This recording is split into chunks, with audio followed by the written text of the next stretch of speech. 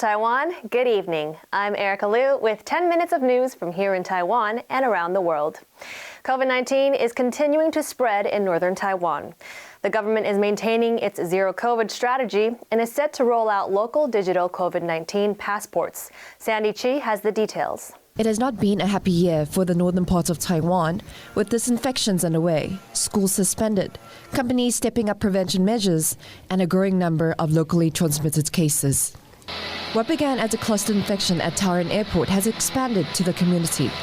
Over 100 local cases have been reported, and a third of them have been confirmed as the Omicron variant. As local infections rise, the government is set to roll out a digital COVID-19 passport for domestic use in public places.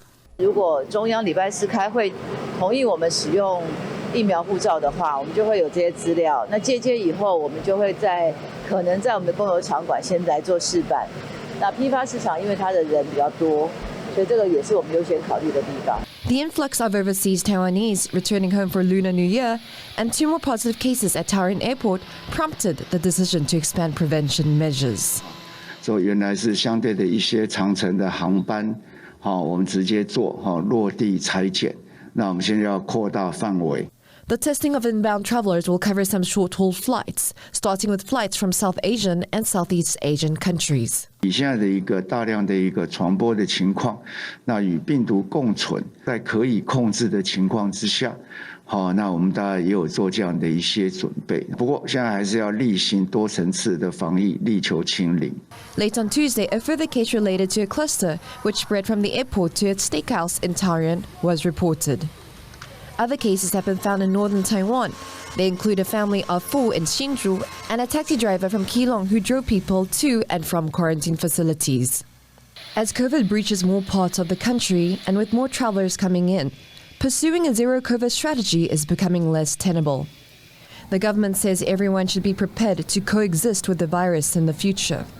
It remains to be seen how the public will accept this, having managed to evade the worst effects of the pandemic for long before now. Chris Ma and Sandy Chi for TaiwanPlus. Taiwan has confirmed plans are underway to open a trade office in Slovenia in the latest symbol of warming Eastern European sentiment. James Chater reports. Taiwan and Eastern Europe take another step closer. Actually, we are working on establishing, to exchange the representatives. Of course, this will not be the level. This will not be the level of the embassies. It will be the level, the same level as many of EU member countries already have. Taiwan's foreign ministry has confirmed plans are in the pipeline to open a trade office in Slovenia, the latest sign of deepening ties between Taipei and Eastern Europe. The news comes after Slovenia's Prime Minister called Taiwan a country in an interview with an Indian broadcaster, and despite Beijing pursuing coercive policies against Lithuania for its own closer ties with Taiwan.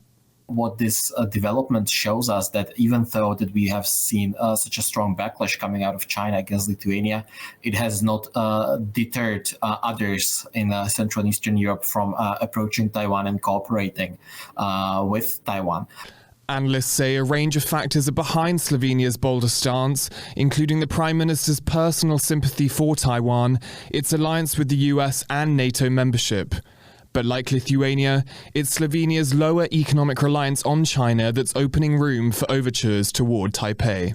This is a tendency that we can observe all across Central Eastern Europe. Central Eastern European countries generally have trade relations with China which are less important to their respective national economies than trade relations that Western European countries have pursued with China. Taiwan's step closer to Slovenia comes as some 40 cross-party European parliamentarians sent a letter to EU leaders. They're calling for more full-throated condemnation of China's coercive economic approach toward Lithuania. China's made its position clear. 现在，立陶宛以一己之私，企图用自身错误绑架中欧关系，这既不负责任，也很危险。欧方应对此保持高度警惕。 Analysts say it's unlikely the letter will prompt the EU to take any action, but say European parliamentarians voicing concern is still significant. if we look at the situation in which Lithuania is, we can potentially down the line imagine any other member state of the EU, especially the smaller member states, which have been trying to develop relations with Taiwan, they could be in a very similar situation sometime in the future. But any move toward Taiwan comes at a cost.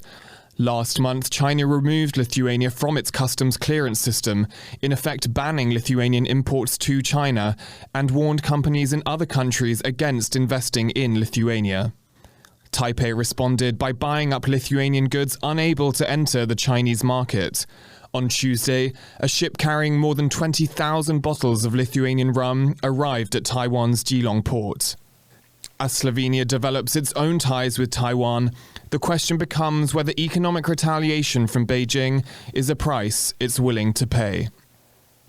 Rick E. and James Chater for TaiwanPlus. Taiwan's Vice President William Lai will attend the inauguration of the president-elect of Honduras, Xiomara Castro. Castro will take office on January 27th. Honduras is one of Taiwan's 14 formal diplomatic allies. Before her election win, Castro had considered switching ties to Beijing. She has since then backtracked that stance. Being a street performer in Taiwan is no easy task. Some buskers tell us what drives them to pursue their craft with the streets as their chosen venue.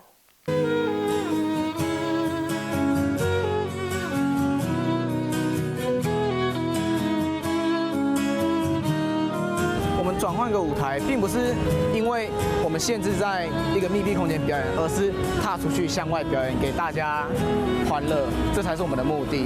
用一句话来形容，就是持续努力，永不放弃。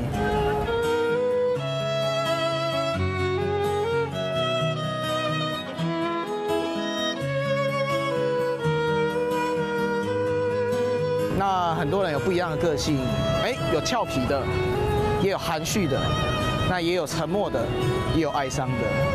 我最怕的呢，其实不是害怕失败的，而是害怕观众的冷漠。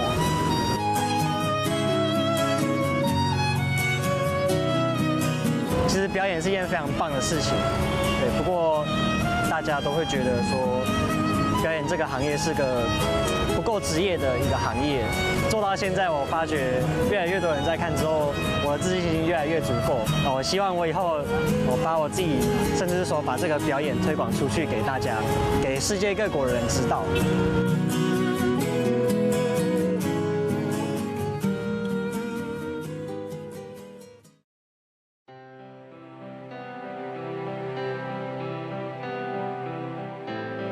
要迎合观众是非常一件不容易的事情，因为 在街头人来人往，每个人的个性千奇百态。那要怎么样去迎合每个人胃口？我们要在中间抓一个平衡点。那在我表演杂技之前，其实我是站行动雕像，画成一个小丑的形状，然后是一个人偶。那这个最自豪的是我的眼睛能够1个小时都不眨，因为我觉得这才是最真实的人偶。那很多观众呢都会看着我，它是真的还是假的？我只要听到这一句话，我就会觉得我成就达成了。